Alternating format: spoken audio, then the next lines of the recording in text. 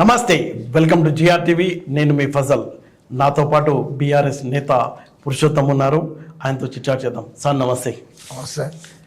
పురుషోత్తం గారి గురించి మనం చెప్పుకోవాలంటే ఆయన స్టార్టింగ్ కమ్యూనిస్ట్ పార్టీలో ఉన్నారు, చాలా కీలకమైన వ్యక్తిగా ఉన్నారు. ఆ తర్వాత తెలుగుదేశం పార్టీలో కూడా ఆయన చాలా కీలకమైన పదవులు నిర్వహించారు. ఆ తర్వాత బీఆర్ఎస్ తెలంగాణ ఉద్యమంలో బీఆర్ఎస్ పార్టీలో చేరి ఆయన మున్నూరు కాపు సంఘానికి కూడా అధ్యక్షులుగా కూడా ఉన్నారు. ఆయనతో ప్రస్తుతం తెలంగాణలో నెలకొన్న రాజకీయ పరిస్థితులపై మాట్లాడదాం.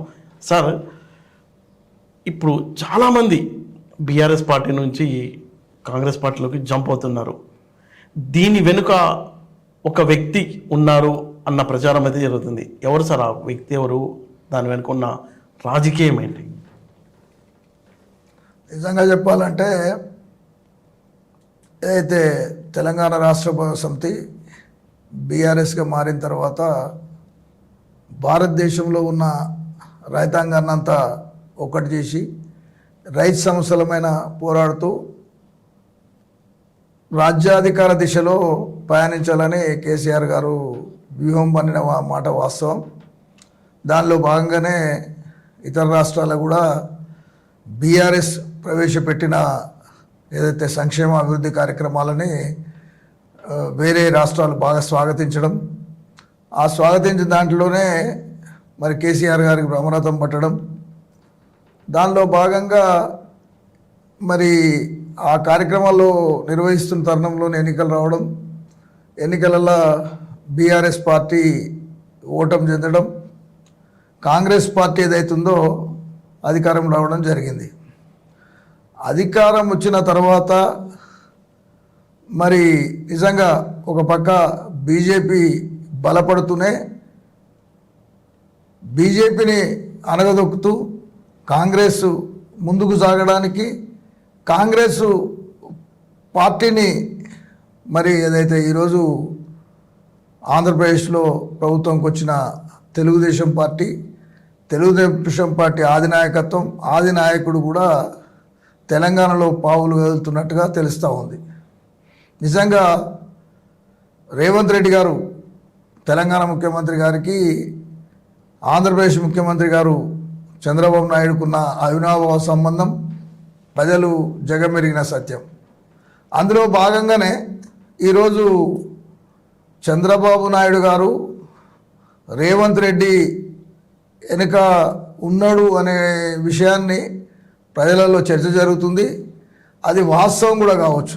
ఎందుకంటే తెలంగాణ ప్రజలు ఏదైతే వాళ్ళ చిరకాల స్వప్నమైన 1955 నుండే ఏదో ఇడ్లీ సాంబార్ గో బ్యాగ్ నుంచి మొదలుకుంటే 1969లో మరి ఏదైతే ఉద్యమం ఉవ్వెత్తున లేవడం, దాన్ని కూడా మరి చల్లపరచడం, అయినా ప్రజల్లో ఉన్న నిగూఢమైన నిక్షిప్తమైన ఆ తెలంగాణ ఆకాంక్షను పొదింపట్టుకొని కేసీఆర్ గారు ఉద్యమాన్ని నడపడం, ఆ ఉద్యమం ద్వారా గల్లీ నుండి ఢిల్లీ కాకుండా అంతర్జాతీయ వేదికల వద్ద పోయి అనివార్య పరిస్థితులలో కాంగ్రెస్ ఖచ్చితంగా తెలంగాణ ఇవ్వని పరిస్థితి తీసుకొచ్చి తెలంగాణ సాధించిన తర్వాత మరోసారి ఏదైతే ఉమ్మడి ఆంధ్రప్రదేశ్ కుట్రలు తెరలేపుతున్నట్టుగా మీ ప్రశ్న ద్వారా తెలుస్తూ ఉంది. సార్, మీరు దారుణంగా మాట్లాడుతున్నారు. ఎలా అంటే మీరు తెలుగుదేశం పార్టీలో ఉన్న కనీసం ఆ పార్టీ మీద కొంచెం కూడా ఇది లేకుండా, ఒక విషయం మనం చూసుకున్నట్లయితే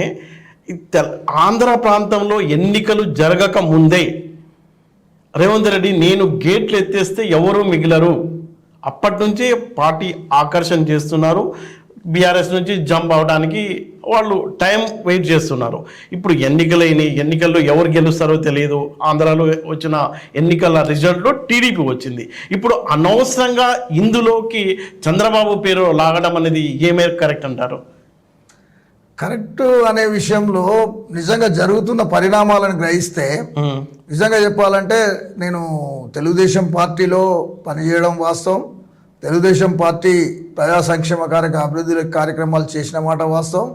కానీ ఏదైతే ప్రజల ఆకాంక్ష, తెలంగాణ ప్రజలు ఏదైతే నిధులు నీళ్లు నియామకాల మీద ఏదైతే పోరాడి మేము పాలకులతో పోరాటం కానీ ప్రజలతో పోరాటం కాదని చెప్పి ఈరోజు ప్రజలు కూడా నిజంగా తెలంగాణ ఆంధ్ర ప్రజలు హైదరాబాద్లో చాలా మంచిగా ఉన్నారు. అంటే ఇప్పుడు మన ఇంటర్వ్యూకి ముందు కూడా మీరు మాట్లాడుతూ ఉన్నారు, అంటే ఇంతమంది బీఆర్ఎస్ పార్టీలో చేరిన అవడానికి వెనుక చంద్రబాబు నాయుడు కుట్ర ఉందని.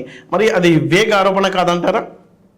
వేగ ఆరోపణ కింద తీసుకోవాలంటే ఈరోజు నిజంగా తరం మారుతూ ఉంటే రాజకీయాలు కూడా మారుతూ వచ్చినాయి. ఇంతకుముందు రాజకీయాలు ఎట్లా ఉండంటే వ్యక్తులు, రాజకీయం చేసే వ్యక్తులు, ఫైనాన్సర్స్ వేరే ఉండే. ఈరోజు ఫైనాన్సర్సే రాజకీయాలకు వచ్చారు కాబట్టి ఖచ్చితంగా వాళ్ళ రాజకీయ ప్రయోజనాల కన్నా ముఖ్యం వాళ్ళ స్వప్రయోజనాలు ఏవైతే ఉన్నాయో, వ్యాపార ప్రయోజనాలను కాపాడుకోవడానికి అధికార పార్టీలో పోవడం వాళ్ళకు తప్పనిసరి అవుతుంది. ఆ తప్పనిసరి పరిస్థితిని కాంగ్రెస్ పార్టీ, అంటే దీంట్లో నిజంగా చెప్పాలంటే వయా మీడియా ఈరోజు డైరెక్ట్గా ఒక శత్రువు మీద యుద్ధం చేయాలనుకున్నప్పుడు డైరెక్ట్ యుద్ధం కన్నా ఇండైరెక్ట్ యుద్ధం గొప్పగా ఉంటుందనే ఆలోచన ఉండొచ్చు. రేవంత్ రెడ్డి కనుసన్నలలో వీళ్ళందరినీ కాంగ్రెస్ వైపు మళ్లించి కాంగ్రెస్ నుంచి అవకాశం వచ్చినప్పుడు ఒకటేసారి మారడానికి వాళ్ళు చేస్తున్న కుట్రలకు మరి కుతంత్రాలకు కూడా తెలంగాణ ప్రజలు అప్రమత్తంగా ఉండవలసిన అవసరం వస్తుంది. అవకాశం ఉంటే వాళ్ళు అక్కడ మారి ఏదైతే ఈ వాళ్ళు అనుకున్న లక్ష్యాన్ని సాధించడానికి ప్రయత్నం జరుగుతున్నదని అనిపిస్తున్నది. దాంట్లో భాగంగానే ఈరోజు నిజంగా మీరు ఒక్కసారి ఆలోచన చేసినట్లయితే ఆంధ్రప్రదేశ్ ముఖ్యమంత్రి గారు వస్తే ఎక్కడ కూడా ముఖ్యమంత్రి గారు వచ్చినప్పుడు ఆయన ఏదైతే ప్రగతి భవన్ పోయినప్పుడు ఇక్కడ పెద్ద ర్యాలీని కండక్ట్ చేయడం కానీ, మరి ఆయన ఎక్కడి నుంచి అయితే ఎయిర్పోర్ట్ నుంచి వచ్చినప్పుడు ర్యాలీని కండక్ట్ చేయడం కానీ, ఆ తర్వాత ముఖ్యమంత్రి గారు ఏ ముఖ్యమంత్రి వచ్చినా కానీ ముఖ్యమంత్రితోనే మీట్ కావడము, సమస్యలు చర్చించుకోవడం జరుగుతుంది. మరి సమస్యలు చర్చించుకున్న తర్వాత తుమ్మల నాగేశ్వరరావు లాంటి గౌరవ మంత్రివర్యులు వ్యక్తిగతంగా కలవడమే కావచ్చు, కాకపోతే అంతకుమున్న టీడీపీలో పనిచేసిన అవినాభావ సంబంధంతో కొంతమంది ఎమ్మెల్యేలు, కొంతమంది మిత్రులు కలవడం కావచ్చు. ఇవన్నీ పరిశీలిస్తుంటే ఏమవుతుందంటే మళ్ళొక్కసారి పాత అనుబంధాలని గుర్తు చేసుకొని పాత అనుబంధాలతోని రేవంత్ రెడ్డి గారి దగ్గర చేర్చి రేవంత్ రెడ్డి గారి ద్వారా ఏదైనా అటువంటి జరగడానికి అవకాశం ఉన్నది అనిపిస్తున్నది. దాంట్లో మీకు ఇక్కడ ఒక రెండు విషయాలు గుర్తు చేస్తా. ఒకటి, గతంలో కేసీఆర్ గారు ఏ పాలసీ పాటించారో లాక్కోవడానికి అదే పాటిస్తున్నారు రేవంత్ రెడ్డి అనేది స్పష్టంగా అర్థమవుతుంది. ఇంకొక విషయం ఏంటంటే బీఆర్ఎస్ పార్టీ కాంగ్రెస్ పార్టీని అణగదొక్కడానికి బీజేపీని లేపడానికి ప్రయత్నం చేసింది. ఏ చిన్న కామెంట్ అయినా మన అప్పుడు బండి సంజయ్ ఉన్నప్పుడు కేసీఆర్ గారే ప్రెస్ మీట్ పెట్టి చెప్పేవాళ్ళు, మళ్ళీ రేవంత్ రెడ్డి మీద చిన్న చిన్న పార్టీకి సంబంధించిన నేతలు కామెంట్ చేసేవాళ్ళు. అంటే ఆయనకి బీజేపీకి హైప్ క్రియేట్ చేయడంలో కేసీఆర్ కీలక పాత్ర పోషించారు. అదే ఫార్ములా అంటే ఇక్కడ మళ్ళీ బీఆర్ఎస్ను అణగదొక్కడానికి టీడీపీని లేపే విధంగా చేస్తున్నారేమో రేవంత్ రెడ్డి రాజకీయాల్లో భాగంగా. అలా ఎందుకు అనుకోవద్దు? అట్లా ఎక్కడ ఉన్నది. ఇప్పుడు ఇద్దరు శత్రువులు ఉన్నప్పుడు ప్రధాన శత్రువు జర తక్కువ ఉన్న శత్రువుని ఆలోచన చేస్తారు. ప్రధాన శత్రువు కాంగ్రెస్ అనుకున్నారు కాబట్టి ఇక్కడ ఉన్న అంటే భౌగోళిక పరిస్థితులు కావచ్చు, ఇక్కడ ఉన్న తెలంగాణలో ఉన్న ఏదైతే తెలంగాణ సాయుధ పోరాటంలో పనిచేసిన సెక్యులర్స్, పోరాటాలు చేసిన పటిమ ఉన్న ప్రజలు ఉన్నారు కాబట్టి ఇక్కడంతా అటువంటి పార్టీ వైపు ప్రజలు మళ్ళరు.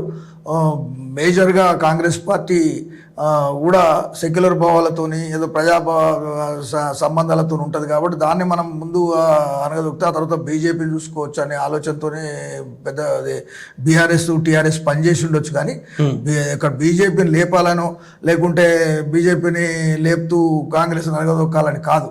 శత్రువుతో పోరాడుతున్నప్పుడు ఇద్దరు శత్రువుల కన్నా ప్రధాన శత్రువుతో పోరాడాలనే విషయంలో కాంగ్రెస్తోని ఆ విధంగా ప్రవర్తించుండొచ్చు, ఆ విధంగానే ప్రెషర్ పెట్టిండొచ్చు. ఇంకోటి మీరు అన్నారు పార్టీల అందరినీ మీరు అప్పుడు బీఆర్ఎస్ కూడా చేసినదే, కానీ బీఆర్ఎస్ ఎప్పుడైతే మీరు ఒకసారి గతంలో ఆలోచన చేస్తే బీఆర్ఎస్ పార్టీ ఉద్యమ పార్టీగా ఉన్న తర్వాత ఇప్పుడు మేము రాజకీయ పార్టీగా మారినాం, మేము పత్తు రాజకీయాలు చేస్తామని చెప్పి చేయడం జరిగింది.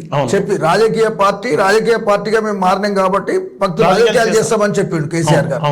కానీ కాంగ్రెస్ అట్లా చెప్పలే. కాంగ్రెస్ ఏమన్నది, మేము ఖచ్చితంగా బయటి పార్టీలను ఆకర్షించే పరిస్థితి ఉండదు, బయటి పార్టీలు కాదు మా పార్టీ క్యాడర్ను మేము పెంచుకుంటాం అనే దాంట్లోనే మాట్లాడింది. కానీ వాళ్ళ మాటలను పక్కకు పెట్టి ఈరోజు కాంగ్రెస్ బీఆర్ఎస్ పార్టీలో ఉన్న వాళ్ళని తీసుకోవడము, అంత సమంజసం కాదు. ఆ పార్టీలో కూడా ఈరోజు ఏదో ఎన్నో సంవత్సరాల నుంచి ఎదురు చూస్తున్న క్యాడర్ అంతా నిరుత్సాహం, కాంగ్రెస్ పార్టీలో కూడా అంత ఉత్సాహంగా ఏం లేదు. చాలా దగ్గర ఈరోజు నీకు గద్వాల్లో కానివ్వండి, లేకపోతే ఇక్కడ స్టేషన్ కాన్పూర్లో కానివ్వండి, వాళ్ళు ఎక్కడన్నా ఎవరైనా వస్తున్నప్పుడు పెద్ద పెద్ద ధర్నాలు జరిగినాయి. అరే మేము ఇంత పార్టీలో జెండా మోసినాం, 2 సంవత్సరాలు జెండా మోసిన కొత్తలకు మీరు అవకాశం ఇస్తున్నారని అది రేవంత్ రెడ్డి గారు, ఆ తర్వాత అప్పటి పిసిసి ప్రెసిడెంట్ రేవంత్ రెడ్డి గారి మీద కూడా చాలా మంది చేయడం జరిగింది. నిన్నగాక మొన్న గద్వాల వాళ్ళు కూడా వచ్చి ఇక్కడ చేయడం జరిగింది. అయినా వాళ్ళ స్ట్రాటజీ వాళ్ళకు ఉంటుంది. వాళ్ళ స్ట్రాటజీ ప్రకారంగా దాని వెనుక నేను అనుకున్న విషయం ఏదైతుందో అది కూడా నిగూఢంగా ఉండొచ్చు. కానీ ఇంతకుముందు భౌగోళిక పరిస్థితులు ఏదైతే ఈరోజు రాజకీయాల కన్నా వ్యక్తి స్వప్రయోజనాలు, వాళ్ళ వ్యాపార స్వప్రయోజనాలకు ఏదైతే లీడర్లు ఉన్నారు కాబట్టి ఆ లీడర్లంతా మారుతారు. ఈరోజు బీఆర్ఎస్ పార్టీలో 2001 జెండా పట్టుకున్న వాళ్ళు ఈరోజు కూడా పార్టీ ఏమంటున్నారు, పార్టీ క్యాడరు, పార్టీ సంబంధాలతో ఉన్నారు. ఏదైతే తాత్కాలికంగా వాళ్ళ స్వప్రయోజనాలకు వచ్చిన వాళ్ళే పోతున్నారు తప్ప మీరు ఎవరిని చూసినా చూడండి, మధ్యన వచ్చిన వాళ్ళే మధ్యన పోయినారు. కానీ ముందు నుంచి ఉన్న వాళ్ళు ఒక్కరిని మీరు వేలెత్తి చూపే పరిస్థితి లేదు. ముందు నుంచి పార్టీకి కట్టుబడి పార్టీ లాయల్టీ కాకుండా బీఆర్ఎస్ పార్టీ అనేది ఒక ప్రాంత ప్రజల ఆకాంక్షలకు అనుగుణంగా, ప్రజల భావాలకు అనుగుణంగా, ప్రజల సమస్యలకు అనుగుణంగా వచ్చిన వాళ్ళు ఆ క్యాడర్ ఉంది. కాబట్టి ఆ క్యాడర్ ఇప్పటికి కూడా తెలంగాణ సెంటిమెంట్ మీద ఎక్కడన్నా దెబ్బ పడితే సింహాలే ఈరోజు చేస్తారనే విధంగానే ఇంకా బీఆర్ఎస్ లో ఉన్నారు. సార్ ఇప్పుడు మీరు తెలంగాణ సెంటిమెంట్ అంటే మీకు బ్రేక్ చేస్తున్నా, అంటే రాజకీయాలు చేయండి, ఇంత రాజకీయ దిగజారుడుతనం అవసరమా? అంటే ఈ పదం ఎందుకు అంటున్నానంటే, నేను మళ్ళీ చంద్రబాబు నాయుడు రేవంత్ రెడ్డి కలిశారు, తెలంగాణను తీసుకెళ్ళి ఆంధ్రాలో కలిపేస్తారు అనే మాటలు చెప్పి మళ్ళీ తెలంగాణ ప్రజల్ని రెచ్చగొట్టడానికి ట్రై చేయడాన్ని దిగజారుడుతనంగా చూడలేమా? అది దిగజారుతనం కాదు. ఎప్పుడు కూడా రాజకీయాలు చేయండి, రాజకీయ దిగజారుడు శుద్ధ తప్పు. ఎందుకంటే ఏదైతే అది సాధ్యమా? సహజం 100% దీని మీద మేము ఖచ్చితంగా చెప్తాం. ఏంటంటే ప్రజలు ఈరోజు ప్రజల ఆకాంక్షలు ఈరోజు మేము అనుకున్న లక్ష్యాన్ని ఇంకా చేరలేదు. మేము అనుకున్న సమస్యల మీద ఇంకా ఏదైతే టార్గెట్ లాంగ్ టర్మ్ గోల్ అయితే పెట్టుకున్నామో ఆ లాంగ్ టర్మ్ గోల్ మీకు సక్సెస్ కాక ముందుకే ఇంకా అక్కడ పరిస్థితుల ప్రభావం ఇక్కడ చూస్తూ ఉంటాయి. నేను ఈ రోజు కూడా చెప్తున్నా, ఇంకా కూడా ఆ రోజు నేను ఇంతకుముందు చెప్పినా, నేను తెలుగుదేశంలో పనిచేసినప్పుడు గ్రామ స్థాయి నుంచి ఒక నాయకత్వాన్ని డెవలప్ చేశారు. కాబట్టి అంటే బిడ్డ చచ్చినా పురిటి వాసన పోలేదు అన్నట్టు ఇంకా కూడా అక్కడక్కడ తెలంగాణలో తెలుగుదేశం వెల్లునుకొని ఉంది. కాబట్టి దాన్ని ఏదైతే మళ్ళా తట్టి లేపి సమైక్యవాదం వైపు తీసుకుపోకుండా జాగ్రత్తగా మేల్కొనే ఉండాలి. ఎందుకంటే అవతల వాళ్ళ కుట్రలని ఛేదిస్తూ ముందుకు పోవాలి. కాబట్టి ఆ సమస్యను ఎప్పుడు మేము తెర మీద పెట్టుంచుతాం. తెర మీద పెట్టుంచడంలా ఎన్నికలప్పుడు మీకు హైదరాబాద్, ఇప్పుడు తెలంగాణ ఉద్యమం ఎందుకు వచ్చింది? హైదరాబాద్ ఏం చెప్పుకున్నా, ప్రత్యేక రాష్ట్రం అనుకున్నా హైదరాబాద్ కోసమే తెలంగాణ ఉద్యమం పుట్టింది. తెలంగాణ రాష్ట్రం డివైడ్ అయింది ఎందుకు? హైదరాబాద్ కోసం. ఆ టెక్నిక్ ని మళ్ళీ వాడి ఈ హైదరాబాద్ను కేంద్ర పాలిత ప్రాంతంగా ప్రకటిస్తారు అని మీరు ఎన్ని ప్రకటనలు చేసినా తెలంగాణ ప్రజలు మిమ్మల్ని పక్కనే పెట్టేశారు. ఇప్పుడు మళ్ళీ ఏమో కలుపుతారంటున్నారు. తెలంగాణ ప్రజలు మొన్న ఎన్నికల్లో చేశారు కదా మీరు ప్రచారం. తెలంగాణ ప్రజలు ఎక్కడ కూడా ఎవరు కూడా ఏది ఉంటుందంటే, మనకు సరిపోయిన తర్వాత మిఠాయి పంచుతున్నట్టే మళ్ళీ లైన్లు పడతారు.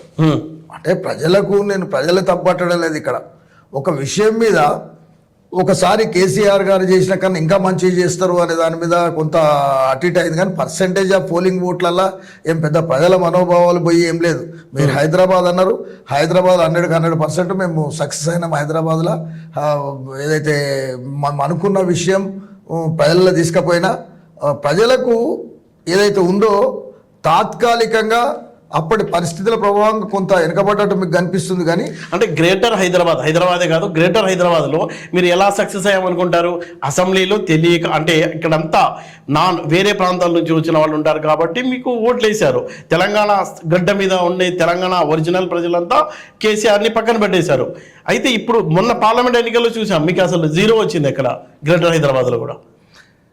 మీకు అవి ఇక్కడ అనలైజ్ చేయాలంటే కొద్దిగా ఇబ్బందికరమైన పరిస్థితి ఉంటుంది. కానీ ఈసారి ఏదైతే సెక్యులర్స్ అనుకున్న ప్రజలు ఈరోజు మతత్వాన్ని వ్యతిరేకించాలనుకున్నప్పుడు జాతీయ స్థాయిలో ఒక ఏదైతే జరుగుతున్న పోరాటంలో మతత్వమా సెక్యులరిజం అన్నప్పుడు సెక్యులరిజం వైపు కాంగ్రెస్ ఉంటుంది అనే ఆలోచనతోని సెక్యులర్స్ ఎవరైతే ఉన్నారో మా మైండ్ ఉన్న వాళ్ళు, ఆ మైండ్ ఉన్న వాళ్ళంతా కాంగ్రెస్ వైపు పోవడం, కొంత గొప్ప ఇది మతం మీద కానీ ఏదైతే సెంటిమెంట్ మీద ఉన్న ప్రజలంతా బీజేపీ పోవడంతో టీఆర్ఎస్ పార్టీ అక్కడ కొద్దిగా వెనకబడ్డది. కానీ ఏదైతే ప్రజల మనోభావాలని సెంటిమెంట్ను పక్కకు పెట్టిరని కాదు. కేంద్ర ఎన్నికలు బెనిఫిట్ చేసేలాగా చాలా వీక్ క్యాండిడేట్లని పెట్టింది. వాళ్ళ గెలుపుకు బీఆర్ఎస్ క్యాండిడేట్లే బీజేపీకి ఓటేయనని చెప్పారు. అదే ఓపెన్ డిస్కస్ అయింది. కానీ ఎక్కడ కూడా ఎవరు కూడా యుద్ధం చేస్తున్నప్పుడు పక్కన గెలిపించుకునేదో చేయాలనేది ఆలోచన ఉండదు. ఖచ్చితంగా మా శాయశక్తుల బీఆర్ఎస్ పార్టీ ఏదైతే ఉందో బీఆర్ఎస్ పార్టీ శాయశక్తుల ఖచ్చితంగా గెలిపే లక్ష్యంగా కేసీఆర్ గారు నిజంగా ఆయనకు ఏదైతే బెనికి కాలు నొప్పి ఉన్నా కానీ అన్ని సభలలో అటెండ్ చేయడం, వేలాది మంది ప్రజలు నిజంగా చెప్పాలంటే తండోపతండాల ప్రజలు చూసి కొన్ని టీవీలల్లో అసలు మొత్తము ఈ ఏదైతే మీరు చేస్తున్న సర్వేలు ఉన్నాయో సర్వేలకు వ్యతిరేకంగా మొత్తం బీఆర్ఎస్ పార్టీ 12 సీట్ల నుంచి ఇంకా పైన సీట్లు వస్తాయన్న చెప్పిన అవి కూడా ఉన్నాయి. అందుకని ప్రజలు ఎక్కడ పోలే కానీ నేషనల్ జాతీయ స్థాయి ఎన్నికలు కాబట్టి జాతీయ స్థాయిలో ప్రజలు ఆలోచన చేసిండ్రు. మేజర్గా సెక్యులర్ గ్రూప్స్ ఈరోజు నేను ఇంతకుముందు చెప్పినట్లే తెలంగాణ గడ్డ విప్లవాల గడ్డ. ఈ విప్లవాల ఇప్పుడు మీరు సర్వేలు చెప్పాయంటున్నారు, కానీ ఘోరమైన ఓటమి పార్లమెంట్ ఎన్నికల్లో కూడా బీఆర్ఎస్కు తప్పదన్న సమాచారం ఖచ్చితంగా ఉండటంతోనే కేసీఆర్ ఫ్యామిలీ నుంచి ఎవ్వరు కూడా ఎంపీగా పోటీ చేయలేదని జనం చెప్పుకుంటున్నారు. అట్లేం లేదు, అందరూ కూడా కేసీఆర్ ఫ్యామిలీ పోటీ చేయాలి అనే ఆలోచన ఎక్కడ లేదు. పని చేయడానికి ఉన్న నాయకులు హరీష్ రావు గారు కావచ్చు, కేటీఆర్ గారు కావచ్చు, కేసీఆర్ గారు కావచ్చు, ఈరోజు ఫివిలియన్ ఫేసెస్ ఎక్కడో ఒక దగ్గర పరిమితం అయితే మనం ఇబ్బంది పడతాం. పోయినసారి కన్నా ఈసారి మనం సక్సెస్ రిజల్ట్ తేవాలనే ఉద్దేశంతో వాళ్ళు పోటీ చేయలే. కానీ ఒక పార్లమెంటుకు పరిమితం అవుతాం మనం అనే దాని మీద కానీ, లేకపోతే కేసీఆర్ ఫ్యామిలీ చేయదను ప్రజలల్లో ఒక నమ్మకాన్ని ఆ ఫ్యామిలీ మీద కల్పించారు. ఆ నమ్మకాన్ని మనం ఒక దగ్గర పరిమితం కావద్దని దాని మీద కేటీఆర్ గారు కావచ్చు, మాకు అసలు నిజంగా కేటీఆర్ గారు సమయం ఇవ్వలేని పరిస్థితి, హరీష్ రావు గారు సమయం ఇవ్వలేని పరిస్థితి, ఏదైతే స్టార్ క్యాంపెయినర్స్గా వాళ్ళు ఉన్నారు కాబట్టి స్టార్ క్యాంపెయినర్స్ని ఒక దగ్గర ఎట్లా పెడతాం, ఒక దగ్గర పెట్టి వాళ్ళని పరిమితం చేయడం ఇబ్బంది అవుతుంది. అందుకని ఈసారి స్ట్రాటజికల్గానే మొత్తం రాష్ట్ర వ్యాప్తంగా తిరగడానికి వాళ్ళు అటువంటి వ్యూహాన్ని ఎన్నుకున్నారు. కానీ ఏదో వాళ్ళ పోటీ చేయలేదనేది అవాస్తవం. అంటే మీ పార్టీ యొక్క భవిష్యత్తు ఎలా ఉండబోతుందండి రేపు? అందరూ ఒక పక్కేమో వెళ్ళిపోతున్నారు. ఇంకొకటి ఏదైతే ఎక్కడైనా ఈరోజు తెలంగాణ కావచ్చు మొత్తం దేశవ్యాప్త రాజకీయాలను గమనించినట్లయితే వ్యక్తులతో ఎప్పుడు సంఘం నిలబడదు, సంఘంతోనే సమాజం నిలబడదు, సమాజంతో పార్టీలు నిలబడాయి. పార్టీలు ఎప్పుడు కూడా వాళ్ళ వ్యూహాలకు ఎప్పటికీ పదును పెట్టుంటాయి. ఒక్కొక్క చిన్న అసలు నిజంగా చెప్పాలంటే ఒక ఉవ్వెత్తున అసలు తెలంగాణ రాష్ట్రంలో ఎదురు లేదు, టీఆర్ఎస్కు బీఆర్ఎస్కి ఎదురు లేదన్న దినాల నుంచి ఈరోజు విత్ ఇన్ షార్ట్ పీరియడ్లో మీరు గమనించినట్లయితే ఒక కర్ణాటక ఎన్నికల తర్వాత వచ్చి ఈరోజు గ్రాఫ్ పెరుగుతూ వచ్చింది. అందుకని ఎవరు కూడా బీఆర్ఎస్ అంతా పోయింది, బీఆర్ఎస్లో కరడు కట్టిన కార్యకర్తలు ఉన్నారు. అసలు ఎవరైతే మీద వచ్చిన వాళ్ళు పోతారు, పోయిన తర్వాత బలంగా గ్రామస్థాయి నుంచి కార్యక్రమాలు తీసుకుంటారు. దాన్ని బలోపేతమైన వచ్చే ఎన్నికలలో బీఆర్ఎస్ పార్టీ లక్ష్యాన్ని ఛేదించడానికి ప్రయత్నం చేస్తారు తప్ప దాంట్లో బ్రహ్మాండమైన నాయకత్వ పటిమ ఉన్న పార్టీ కాబట్టి ఖచ్చితంగా దానికి మనం ఏదో బీఆర్ఎస్ పని అయిపోయింది, బీఆర్ఎస్ పార్టీగా పనిచేయదు అనేది ఏం లేదు. సార్, మీరు కమ్యూనిస్ట్ పార్టీలో చూశారు, తెలుగుదేశం పార్టీలో చూశారు, బీఆర్ఎస్ పార్టీలో చూశారు. సామాజిక న్యాయం, రాజ్యాధికారంలో బీసీలకు వాటా ఏ పార్టీలో న్యాయం జరిగింది అనుకుంటున్నారు మీరు? ఇప్పుడు నిజంగా చెప్పాలంటే ఇది మీరు అడిగిన క్వశ్చన్ చాలా వాల్యుబుల్. అసలు మేము గమనిస్తున్నాం. నిజంగా నేను విద్యార్థి రాజకీయాలలో విప్లవాలకి నల్గొండ జిల్లాలో పుట్టి ఏదైతే హైదరాబాద్కి మణికంఠారం అంటాం రంగారెడ్డి జిల్లాని, అటువంటి జిల్లాలు నివసిస్తూ నేను 1981లోనే ప్రజాప్రతినిధిగా స్థానిక సంస్థలకు ఎన్నిక కావడం, అప్పటి నుంచి గమనిస్తుంటే నేను కమ్యూనిస్ట్ పార్టీలో కూడా పనిచేస్తున్నప్పుడు ఈ కుల వ్యవస్థ, ఈ భారతదేశంలో కుల వ్యవస్థ అనేది వేలునుకొని ఉంది. నాకు ఎక్కడికక్కడ కుల వ్యవస్థ పనిచేస్తుంది. అవును. ఆ పని చేస్తున్న క్రమంలోనే మేము అందులోకి వెళ్ళి బయటికి వచ్చినప్పుడు కూడా కమ్యూనిస్ట్ పార్టీలో కూడా కుల వ్యవస్థ ఉంది అనే దాని మీదనే బయటికి రావడం జరిగింది. దాని తర్వాత తెలుగుదేశం వైపు పోయినప్పుడు తెలుగుదేశం కొద్దిగా ఏంటంటే అక్కడ ఒక గ్యాప్ ఉండే. బీసీలకు కాంగ్రెస్ పార్టీ ఎప్పుడు కూడా దళిత ఓట్ల మీద కాన్సన్ట్రేట్ చేస్తూ ఎస్సీ ఎస్టీలని దగ్గర తీసుకుని రాజకీయాలు చేస్తున్నప్పుడు ఎన్టీ రామారావు గారు ఏదైతే ఉందో బీసీల వైపు కొంత చూడడం జరిగింది. స్థానిక సంస్థలలో బీసీలకు రిజర్వేషన్స్ ఇవ్వడం, దాంతో బీసీలు కొంత అక్కడ స్థానిక సంస్థల వరకు మాత్రం బీసీలు రావడం జరిగింది. ఆ తర్వాత ఆ నాయకత్వం చైతన్యం వచ్చింది.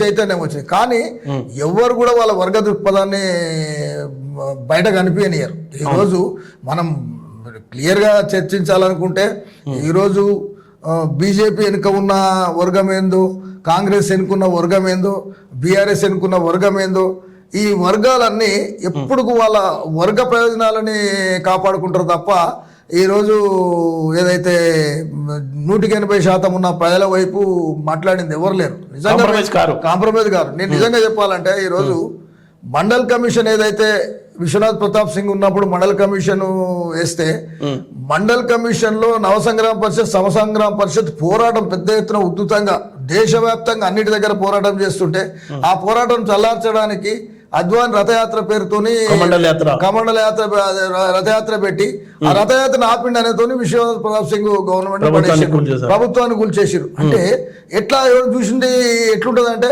అది ఎవరిని కనిపించదు. అరే రథయాత్ర ఆపినంట అనే దాని మీద సెంటిమెంట్ అక్కడ క్రియేట్ చేసి అక్కడ గవర్నమెంట్ ను పడేసారు. అంటే వాళ్ళ ఉన్న వర్గ దృక్పథాన్ని ఎక్కడ కూడా వ్యూహం బయటపడకుండా చేస్తారు. మళ్ళీ 80% ఉన్న ఈ బీసీల్లో ఎందుకు రాదు ఆ చైతన్యం, ఆ వ్యూహాత్మకమైన? మీరు ఇంకొకటి చూసినట్లయితే ఈరోజు 6th డిసెంబర్ రోజు మన ఏదైతే బాబ్రీ మసీద్ని కూర్చోవడం జరిగింది. 6th డిసెంబర్ ఎవరిదైతే డాక్టర్ అంబేద్కర్ గారి వర్ధంతి. అంటే ఆ రోజు రాజ్యాంగాన్ని రచించిన డాక్టర్ అంబేద్కర్ గారి వర్ధంతి రోజే ఆ ప్రోగ్రాం పెట్టుకోవడం ఏంది అంటే ఆలోచన చేస్తుంటే అందరూ ఈరోజు బీజేపీ ప్రభుత్వం ఏదైతే మన మహిళలకు రిజర్వేషన్ అంటే దొరలపై దొరసాలు వస్తారనే దాని మీద పోరాటం చేస్తే దాన్ని మసిపూసి మామిడికాయ చేయడం. ములాయం సింగ్ కావచ్చు, లల్లు ప్రసాద్ వాళ్ళందరూ ఏంది పెట్టండి, ఆడపిల్లలకు రిజర్వేషన్ ఇవ్వడం మంచిదే, కానీ అందులో రిజర్వేషన్ పెట్టమన్నారు. అందులో రిజర్వేషన్ సామాజిక న్యాయం అవుతుంది అన్నారు. అక్కడ దాన్ని తొక్కి పెట్టిండ్రు.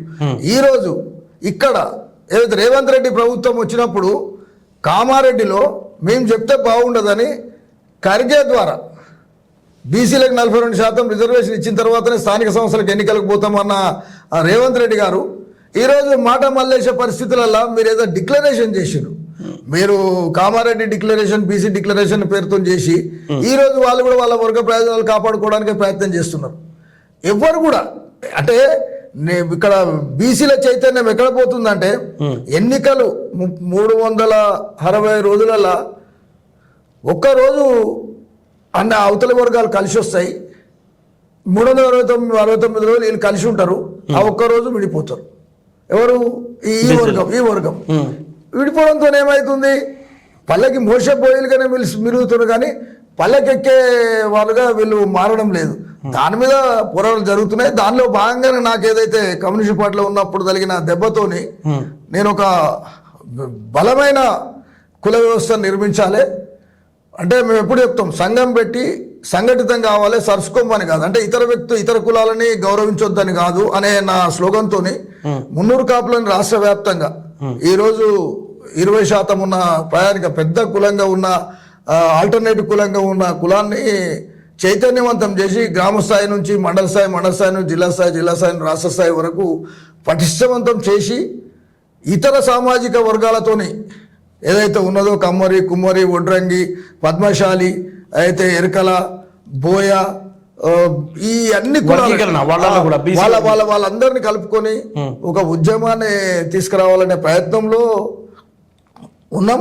అది ఖచ్చితంగా ఏది కూడా ఏ పోరాటం కూడా ఒకరోజు పోరాటం కాదు. నిజంగా నేను ఇంతకుముందు చెప్పినట్టు తెలంగాణ కలపక ముందు నుంచి మొదలుకుంటే, కలిపినాక మొదలుకుంటే 2014 వరకు మరి ఉద్యమం అన్ని సంవత్సరాలు నివురుగప్పు నిప్పులగన ఉద్యమం ఎప్పుడొకసారి అవుతుంది. ఖచ్చితంగా బీసీలు కూడా భారతదేశ వ్యాప్తంగా బీసీలలో ఒక చైతన్యం వస్తుంది. ఖచ్చితంగా ఈ వర్గాలకు తగిన బుద్ధి చెప్పే పరిస్థితిలో ఉంటారు. ఈ వర్గాలు కూడా ఏంటంటే ఎప్పుడు కూడా నేను ఎప్పుడు చెప్తా ఉంటా, శరీరంలో ఒక అంగం పనిచేయకపోతే వికలాంగుడు అంటారు. ఆ శరీరం పనిచేయకపోతే ఈరోజు సమాజం అనేది అన్ని కులాలతోని మతాలతోని అన్నిటితోని నిర్మితమైన ఈ సమాజానికి ఒక మనిషిగా పోల్చుకుంటే అందులో ఒక అంగం పనిచేయకపోతే ఏదైతే వికలాంగ సమాజం అంటామో ఖచ్చితంగా బీసీల వైపు ఈ ఉన్నత వర్గాలు కూడా ఆలోచన చేయాలి. ఆ స్ప్రింగ్ ఎప్పుడైతే ఎంత తొక్కితే అంత స్పీడ్తో తిప్పి కొడుతుంది. ఆ పరిస్థితిని ఖచ్చితంగా మనం చూసినాం. ఈరోజు ఇప్పుడు Bharatiya Janata party BC CM చేస్తానంటుంది కదా. ఇప్పుడు అవకాశం వస్తే ఇప్పుడు నేనేమంటానంటే ఆలు లేదు సూలు లేదు కొడుకు పేరు సోమలింగం అన్నట్టు పార్టీలు చెప్తాయి. నిజంగా బలంగా బయటకు వచ్చే దగ్గర ఇయ్యరు. నేను మొన్న పార్లమెంట్ ఎన్నికలలో అసెంబ్లీ ఎన్నికలలో చూస్తాం. అసెంబ్లీ టికెట్ ఇవ్వడానికి పార్లమెంట్ టికెట్ ఇస్తారు. అసెంబ్లీ టికెట్ గెలుస్తాడు అనుకున్న దగ్గర ఇస్తే ఒక బీసీ గెలుస్తాడు, కానీ ఆ అసెంబ్లీలో టికెట్ ఇవ్వను పార్లమెంట్కి ఇస్తున్నారు. అట్లనే ఇది ఈ వ్యవస్థ ఎట్లుంటుందంటే మేము సీఎం చేస్తామంటే నీకు ఉన్నాయా సీట్లు 1-2 సీట్లు. కాంగ్రెస్ పార్టీలో కూడా బీసీలకు న్యాయం చేయాలి, సీట్లు ఇన్ని కేటాయించాలన్న వాళ్ళు కూడా పార్టీ వదిలేసి మళ్ళీ బీఆర్ఎస్లు కూడా జాయిన్ అయ్యారు కొంతమంది. అప్పుడు అది అది అది ఖచ్చితంగా జరుగుతుంది. అంటే అధికారం వచ్చే రోజులు ఉన్నప్పుడు ఎవరు దాని గురించి మాట్లాడరు. అధికారం వచ్చే రోజులు ఉన్నప్పుడు మాట్లాడరు. అధికారం చాలా సుదూర దూరం ఉన్నప్పుడు నినాదం చెప్తారు. కానీ అధికారం దగ్గరకు వచ్చింది, ఇక అధికారం వస్తుంది అనుకున్నప్పుడు దాన్ని మాట మళ్ళేయడానికి ప్రయత్నం చేస్తారు. కానీ ఎవ్వరు ఈరోజు బీసీ ముఖ్యమంత్రిని చేసే అంత స్థాయిలో అంత హృదయం ఏదైతే విశాల హృదయము ఈ వర్గాలకు లేదనేది మాత్రం నిజం. సార్ ఒక్క విషయం చెప్పండి, గుప్పెడున్న అగ్ర కులాలు మొత్తం బీసీలపై బహుజనులపై ఆధిపత్యం చెలాయించడానికి బలమైన రీజన్ ఏంటి? ఇది సరిదిద్దుకోలేరా ఈ జనం బహుజనులు? అది కాదండి, నీకు చిన్న ఉదాహరణ చెప్తా. తెలంగాణ సాయుధ పోరాటాన్నే మొత్తం దాన్ని రంగును రుచిని అంతా మార్చేసారు. తెలంగాణ సాయుధ పోరాటం గడీలకు వ్యతిరేకంగా, దొరలకు వ్యతిరేకంగా, దోపిడీదారులకు వ్యతిరేకంగా ఉద్యమం స్టార్ట్ అయింది. అందరు తెలుసు, చదివినప్పుడు అంటారు దోపిడీకి వ్యతిరేకంగా, దొరలకు వ్యతిరేకంగా, గడీలకు వ్యతిరేకంగా పోరాటం స్టార్ట్ అయింది అంటారు. లాస్ట్కి వచ్చే ఈరోజు ఏం చెప్తున్నారు? ఓన్లీ నిజాంకి వ్యతిరేకంగా పోరాటం అంటారు. అసలు నిజాం పోరాటం కానే కాదు అది. ఆ నిజాం పోరాటము కాని పోరాటాన్ని కూడా వీళ్ళు చెప్పే పరిస్థితి. దొరలు ఎవరు? ఈరోజు పాలకులు. ఆ రోజు దొరలుగా ఉన్న పాలకులు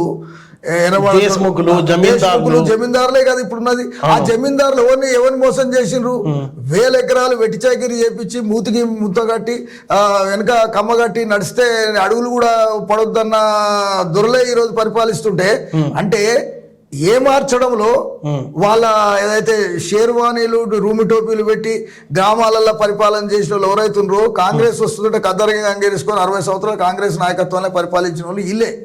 అప్పుడు ఎవరైతే రూమి టోపీ షేర్వానీ వేసుకున్న దొరలే నెహ్రూ టోపీ కాదు, నెహ్రూ టోపీ పెట్టుకోరు కాంగ్రెస్ వస్తే. అంటే ఒక్కటే ఇక్కడ మారాలి. అంటే నేనేమంటా లౌక్యం లేని కులాలలో ఈ ఏదైతే మాటిస్తే మడమ తిప్పని వాళ్ళు ఎవరంటే ఈ బీసీ సామాజిక వర్గాలు, ఎస్సీ సామాజిక వర్గాలు. ఇవేందంటే నేను మాట ఇచ్చిన పోయి నేను మొక్కిన దేవుణ్ణి మనం బలి ఇవ్వాలి, నేను దొరకు మాట ఇచ్చిన నేను జరగొద్దు అని వీళ్ళు ఉంటారు. వీళ్ళు ఎంత తొందరగా అంటే మీరు అసలుకు ఆలోచన చేయవద్దు. ఈరోజు పార్టీలు మారుతున్న దాంట్లో కూడా మీరు ఒక్కసారి చూసినట్లయితే ఈ దళిత వర్గాలు, ఈ బీసీ వర్గాలు మారడానికి కొంత ఆలోచన చేసే పరిస్థితులు ఉంటారు. అయ్యో మనం ఈ పార్టీలో ఉన్నాం, ఈ పార్టీలో పోతే ఎట్లా అనేది. నీకు 5 నిమిషాలలో మారుతున్న వాళ్ళు ఏ వర్గమో మనం ఆలోచన చేస్తే.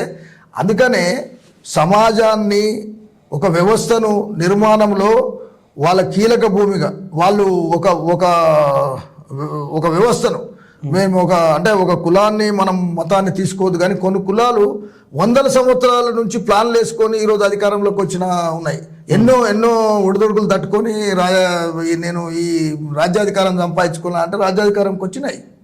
కానీ ఆ వ్యవస్థను నిర్మించడంలో బీసీ వర్గాలు కొంత ఆ, అది అనుకున్న లక్ష్యాన్ని సాధించడంలో, అనుకున్న కలవడంలో, అనుకున్న వాళ్ళని మేనేజ్ చేయడంలో, మేనేజింగ్ కమ్యూనిటీలు అంటారు. ఇప్పుడు ఏదో ఉన్నత వర్గాలు ఏదో మేనేజింగ్ కమ్యూనిటీలు అంటే అవి మేనేజ్ చేసే కెపాసిటీ ఏదైతే ఉందో అది వెన్నతో పెట్టిన విద్య. ఈ జీన్స్ కూడా ఎట్లుంటాయంటే వందల సంవత్సరాలు ఉంటాయి. ఒక జీన్స్ వ్యక్తిత్వము తాత తండ్రి అట్లా వస్తుంటాయి. అయితే ఆ వ్యక్తిత్వాన్ని ఏర్పరచుకోవడంలో ఇంకా మన వాళ్ళ బీసీలు ఆ స్థాయికి రాలేకపోతున్నారు. ఓకే సార్, ఇప్పుడు బీసీల జీవితాలు బాగుపడాలి అంటే మీకు క్లియర్గా కనిపిస్తుంది మండల్ కమిషన్ నివేదిక. దాన్ని కనుక ఇంప్లిమెంట్ చేసుకోగలిగితే ఆ రిపోర్ట్లో ఉన్నవి మనం చూడవచ్చు. అక్కడ బీహార్ కానీ మన యూపీ కానీ ఆ మండల్ని వాడుకుని అక్కడ రాజ్యాధికారం అందుకోగలిగారు కొంతమంది బీసీలు. మన తెలుగు రాష్ట్రం ఎందుకు ఫెయిల్ అయింది అనుకుంటున్నారు మీరు? ఇప్పుడు సెక్యులరిజం అనేది చార్వకులు అంటే నాస్తికులు ఆస్తికుల మధ్యన నాస్తికుల పోరాటాలు ఈరోజు కావు. నీ బీహార్ ఆ ప్రాంతంలో బుద్ధుడి నుంచి మొదలుకుంటే బీసీలో అధికారం అందిపుచ్చుకోగలిగారు.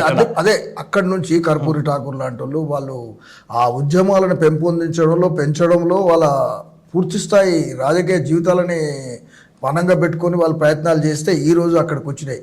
ఇక్కడ ఏంటంటే ఈ తెలంగాణ ఆంధ్ర ప్రాంతంలో వెలమారెడ్డి కమ్మానే వెళ్తున్నారు. బీసీలకి ఎక్కడ స్పేస్ లేకుండా పోయింది. స్పేస్ లేకుండా అంటే వాళ్ళు బలమైన గ్రామీణ వ్యవస్థను వాళ్ళు పటిష్టవంతంగా ఆ విధంగా కంట్రోల్ చేసుకున్నారు. ఆ విలేజ్లలో వాళ్ళకు కంట్రోలింగ్ కెపాసిటీస్ పటేలు పటువారి వ్యవస్థ నుంచి మొదలుకుంటే మాలి పటేల్ వ్యవస్థ నుంచి మొదలుకుంటే ఆ విధమైన వ్యవస్థ ఉంది.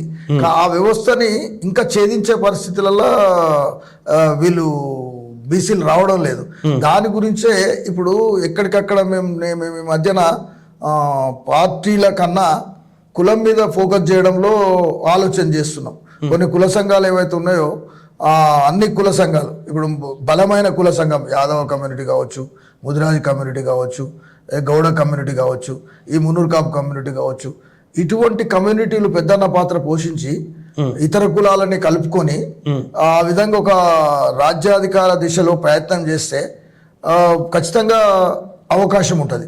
అయితే అవకాశం ఉన్నప్పుడు ఏమవుతుందంటే ఈ ప్రాంతీయ పార్టీలు విషయానికి వచ్చినప్పుడు ప్రాంతీయ పార్టీలలో ఎన్టీ రామారావు గారు వచ్చిన తర్వాత ఒక వ్యవస్థ నిర్మించి ఒక వ్యక్తి మీద ఆధారపడి వ్యక్తి స్వామ్యం మీద ఉంటుంది కానీ ప్రజాస్వామ్యం మీద ఉండదు. ఆ తర్వాత చంద్రబాబు నాయుడు గారు వచ్చినాక కూడా, ఆ తర్వాత ఇటు అదే కేసీఆర్ గారు వచ్చినాక అంటే ఆ వ్యవస్థను వీళ్ళని బయటికి రాకుండా ప్రయత్నాలు చేసే పరిస్థితుల్లోనే నేను ఇంతకుముందు చెప్పాను వర్గ ప్రయోజనాలు ముఖ్యం కానీ ప్రజా ప్రయోజనాలు ముఖ్యం కాదు అనే దాంట్లో వాళ్ళు ప్రయత్నం చేస్తూ ఉంటారు. దాంట్లో దాన్ని తట్టుకొని కొంత సాక్రిఫైయింగ్ నేచర్ ఉండాలి. ఇప్పుడు కాన్సీరామ్ లాగా ఒక 100,000 కిలోమీటర్లు ఆయన ప్రయాణంలో ₹1 నువ్వు ఉద్యోగం చేసే ప్రతి వ్యక్తి ₹1 డొనేషన్ చేయాలంటే వేలాది రూపాయలు.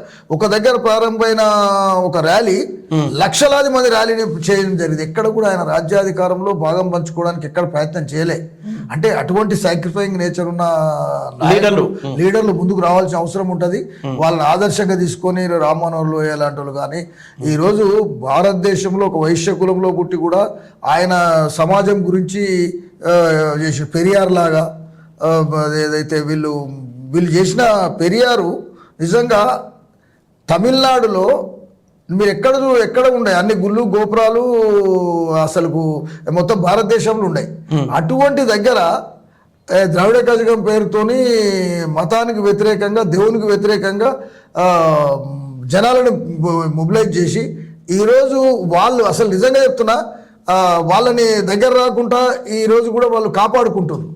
అటువంటిది తెలంగాణలో కూడా స్వప్నం కలలు కంటున్నాం. మేము కూడా అన్ని రాజకీయ పార్టీలతో సంబంధాలు దగ్గర నేను చేస్తున్న నేపథ్యంలో పనిచేస్తున్న నేపథ్యం ఈ మధ్యన కూడా మేము కొంతమందితో కలిసి ఇంటలెక్చువల్ గ్రూప్స్తోని థింక్ ట్యాంక్ గ్రూప్స్తో కలిసి కొంత ఆలోచన చేస్తున్నాం.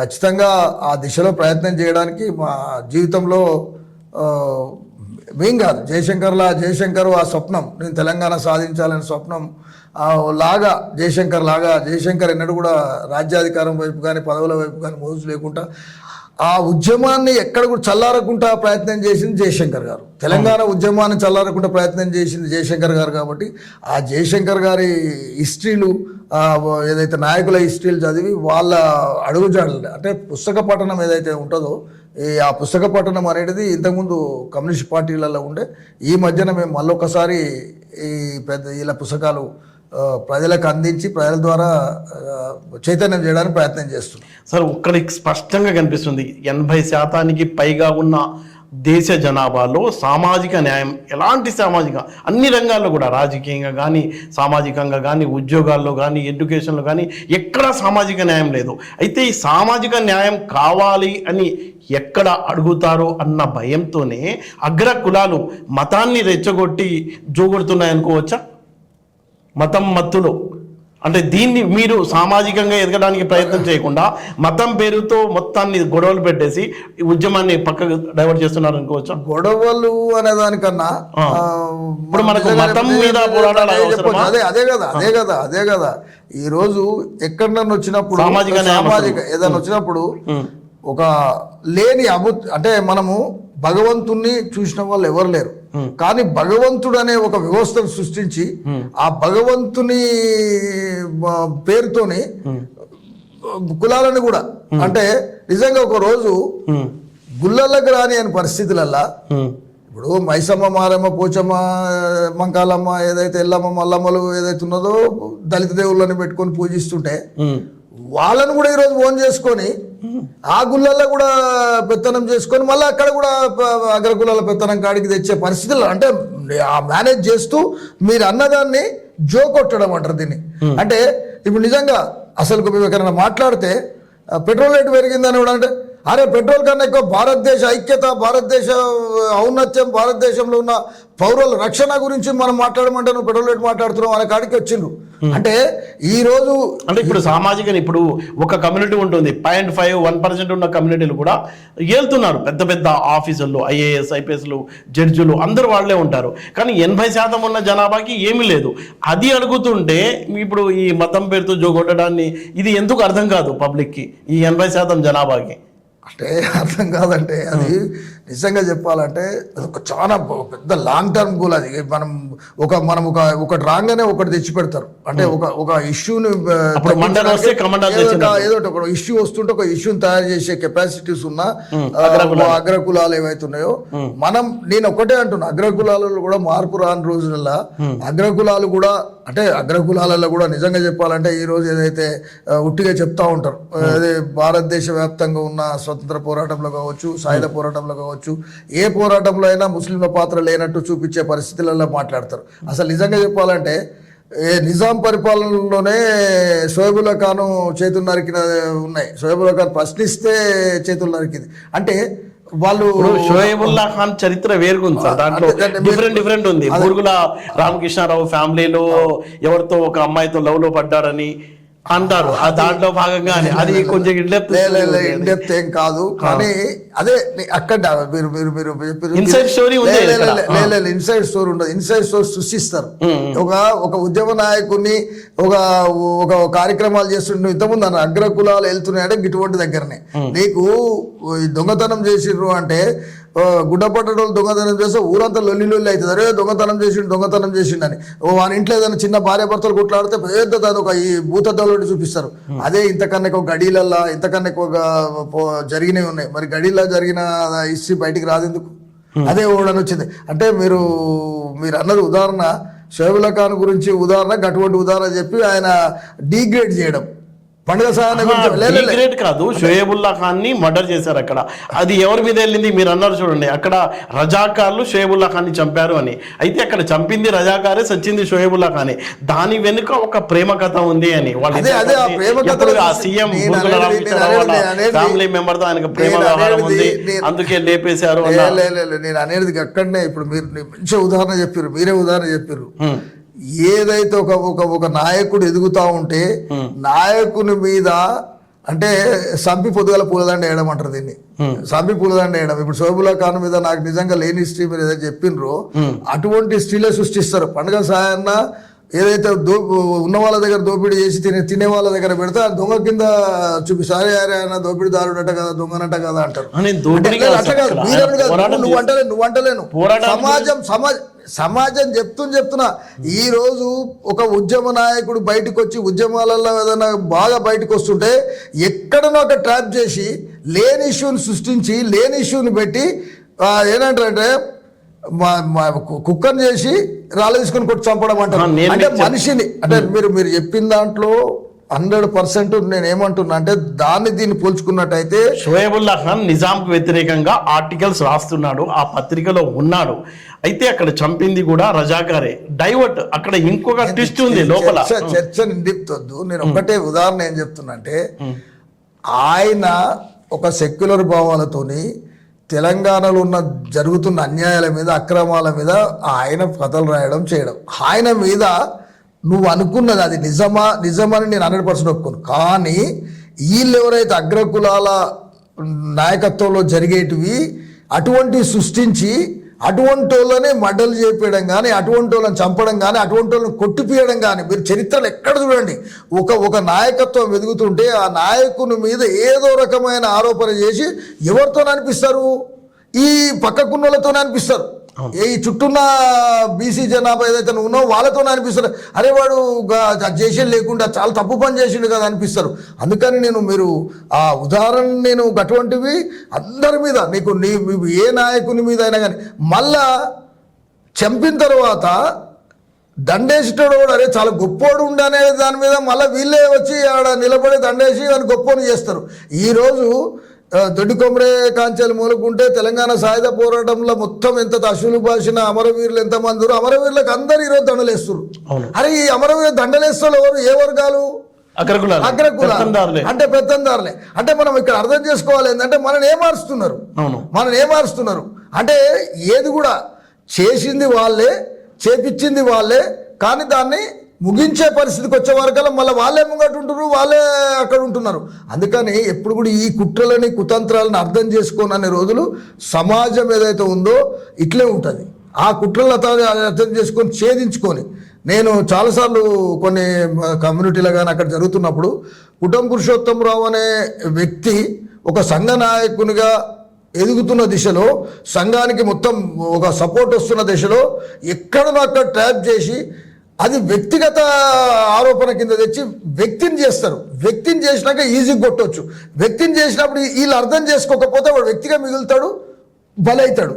అయితే అప్పుడు ఈ సమాజం ఏదైతుందో ఖచ్చితంగా అర్థం చేసుకోవాలి, ఎంబడి ఉండాలి. మా నాయకుడు 100% చేసింది అనేది చిన్న ఆరోపణ చేసి ఆ చిన్న ఆరోపణ పెద్దగా చేసి చేస్తారు. ఆ కుట్రలకు బలి కావద్దు అనేది ఆ కుట్రలో మీరు చిన్న సామెత, ఆ సామెతని అటువంటిది అది కుట్ర కింద కుట్ర కోణంలో చూడాలి. సోబేవ్ కాలను హీరోగానే చూడాలి. సార్ ఇప్పుడు మీరు ఎన్నో ఏళ్ళుగా బీసీల కోసం పోరాడుతున్నారు. మీ లైఫ్ టైంలో బీసీలు రాజ్యాధికారాన్ని అందుకుంటారని మీరు భావిస్తున్నారా? ఆ భరోసా మీకుందా? అందుకు ఎలాంటి ట్రాక్ వేయబోతున్నారు మీరు? మీరు అన్న దాంట్లో ఎప్పుడే కానీ స్వప్నం అనేది చిరకాలం ఉండాలి. అది మనం ఒక అందుకుంటామనే ఆలోచనతో ఆ శిఖరాన్ని ముద్దాడుతామనే ప్రయత్నం చేయాలి. ఆ ప్రయత్నంలో భాగంగా మన వంతు ప్రయత్నం మన వంతు వ్యక్తుల ప్రయత్నం మనలాంటి వాళ్ళని కలుపుకునే ప్రయత్నం జరుగుతున్నాయి. ఆ జరిగే దాంట్లో ఎప్పుడు కూడా సక్సెస్ స్టోరీస్ కొన్ని అనుకోకుండా సక్సెస్ అవుతాయి.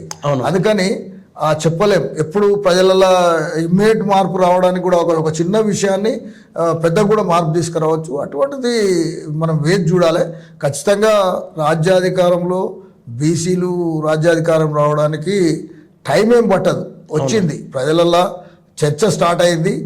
ఆ చర్చని విడదీసి వాళ్ళలో పరిపాలిస్తున్నారు కాబట్టి ఆ విడదీసేదాన్ని గ్రహించే రోజు వస్తే మాత్రం మేము అనుకున్న లక్ష్యం సాధిస్తాం. బీసీలు రాజ్యాధికారాన్ని అందుకునే రోజు చాలా దూరం అయితే ఏం లేదు, త్వరలోనే అందుకుంటామన్న ధీమా అయితే పురుషోత్తం గారు వ్యక్తం చేస్తున్నారు. అయితే దానికి సంబంధించిన వ్యూహం, ఒక పద్ధతి, ఒక ఉద్యమానికి ఆయన శ్రీకారం చుడతామన్న భరోసాతో ఆయన ఉన్నారు. మరో గెస్ట్తో మరో ఎపిసోడ్లో కలుద్దాం. నమస్తే. Hi, this is Swathi. Like చేయండి, షేర్ చేయండి, కమెంట్ చేయండి అండ్ సబ్స్క్రైబ్ చేయండి GRTV. Hi, this is Monica. Please like, share and subscribe GRTV.